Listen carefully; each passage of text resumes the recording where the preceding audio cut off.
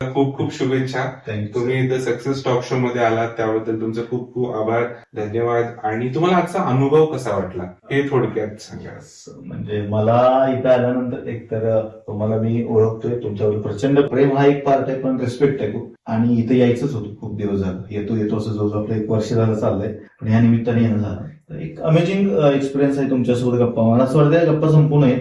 मला असं वाटतं की माझ्या घरीच बसलोय मी, किंवा माझ्या बहिणीशी गप्पा मारतोय, माझ्या भावाशी गप्पा मारतोय, माझ्या वडिलांशी गप्पा मारतोय, असा एक माहोल इथे मला जाणवला. खूप छान वाटलं, मजा आली. आणि तुमच्यासोबत असंच अजून पॉडकास्ट करायला मिळू देत छान वाटतं.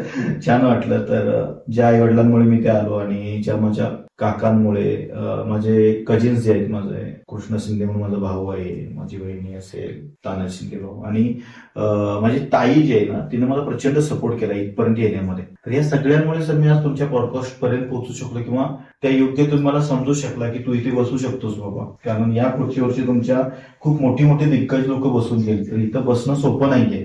तर या बसण्यासाठी मला या लोकांनी, सगळ्या माझ्या बहिणींनी, भावांनी, वडिलांनी, आईने आणि तुमच्यासारख्या खूप मित्रांनी सपोर्ट केलाय.